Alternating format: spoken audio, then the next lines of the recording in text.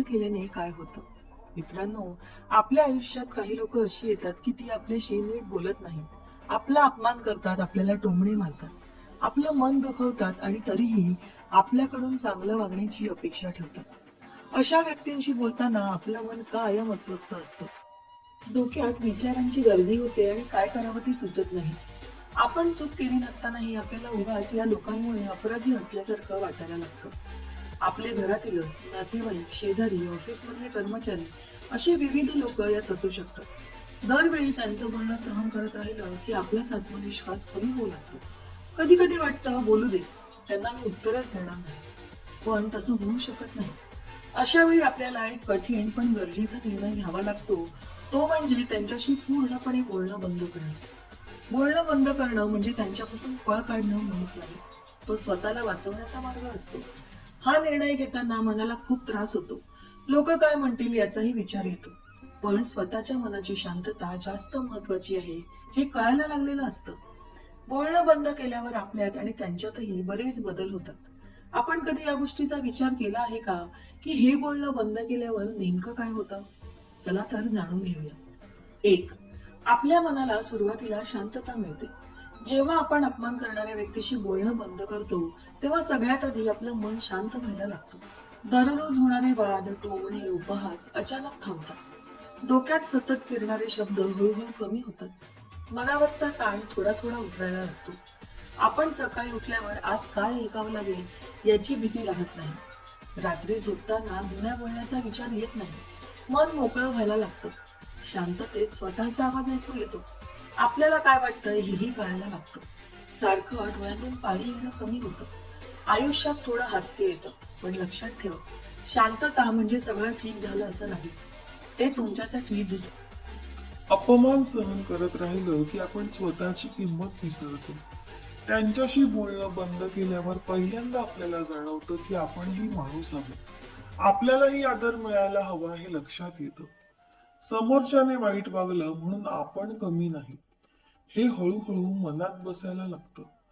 पूर्वी जी वाक्य मनाला टोचायची ती आता आपल्या जवळपासही नसल्याने डोक्यात चांगल्या विचारांसाठी जागा मोकळी होते. आपण स्वतःशी चांगलं बोलायला शिकतो.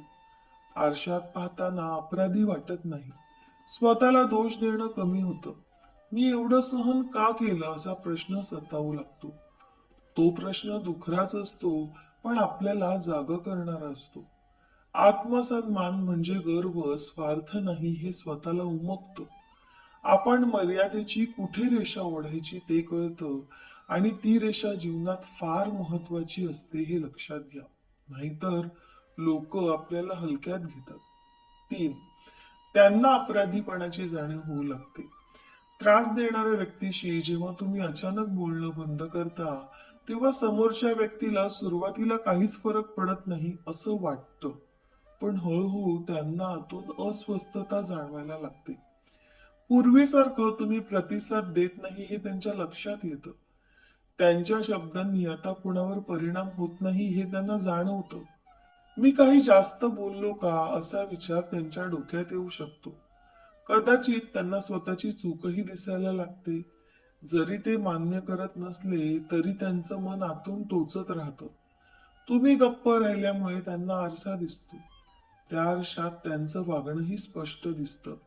त्यांना अपराधी वाटायला लागतं. ही भावना त्यांना अस्वस्थ करते. तुम्ही का दूर गेलात याचं उत्तर शोधायला ते लागतात. कधी कधी ही जाणीव उशिरा येते, पण त्यांच्या इगोमुळे ते कधीही व्यक्त होत नाहीत आणि मला वाईट वाटलं असं तुम्हाला जाणवूही देत नाहीत. 4. नात्याचं खरं स्वरूप समजतं.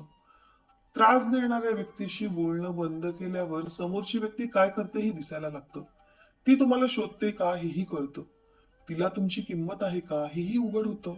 जर ती व्यक्ती बदलायचा प्रयत्न करत नसेल तर आपल्याला तिच्याविषयीचं सत्य समजतं की हे नातं एकतर्फी होतं. खोट्या अपेक्षा तुटतात. मनाला फसवणूक झाल्यासारखं वाटतं. पण त्या फसवणुकीतून आपल्याला शिकायला मिळतं. नातं म्हणजे सहनशक्ती नाही हे उमगतं. कोणतंही नातं परस्पर आदरावर उभं असतं हे समजतं आणि डोळे उघडतात. त्यामुळे पुढचा मार्गही दिसायला लागतो. 5. स्वतःसाठी वेळ मिळतो, आपण स्वतःकडे पाहायला शिकतो. जेव्हा वाद थांबतात तेव्हा आपला बराच वेळ फालतू विचार करण्यापासून वाचतो. हा वेळ आपण स्वतःसाठी वापरू शकतो. मनाला आवडणाऱ्या गोष्टी करता येतात. थोडं शांत बसता येतं. मनातलं कागदावर उतरवता येतं. कोणाला उत्तर द्यायचं नाही हे कळतं. आपल्याही काही इच्छा आहेत हे समजतं. दुसऱ्याला खुश करण्यात गेलेली ऊर्जा परत मिळते. ती ऊर्जा स्वतःवर खर्च करता येते. थोडं हसता येतं आणि मन मोकळं झाल्यासारखं वाटतं. 6. अपराधीपणाची भावना कमी होते. अपमान सहन करणारी व्यक्ती कायम स्वतःलाच दोष देते. जरा वाद झाला किंवा कोणी काही बोललं तर आपण त्याच गोष्टीचा दिवसभर विचार करत असल्याने डोकं जड होतं. बोलणं बंद केल्यावर ही सवय थांबते. मीच वाईट आहे हा विचार कमी होतो. आपण सगळं सहन करणं गरजेचं नाही हेही समजतं. प्रत्येक नातं टिकवणं ही आपली जबाबदारी नसते. आपण चुकीचं केलं नाही हेही पटतं. स्वतःला माफ करता येतं. मनावरचं ओझं उतरायला लागतं. आपण स्वतःशी थोडं सीमा खूप गरजेची असते. ती आपल्याला अशा लोकांपासून सुरक्षित ठेवते. सगळ्यांना सहन करण्याची गरज नाही हे कळतं. आपण कुठे थांबायचं हे कळतं. बोलणं थांबवल्यामुळे आपण लोकांना नाही म्हणायला शिकतो.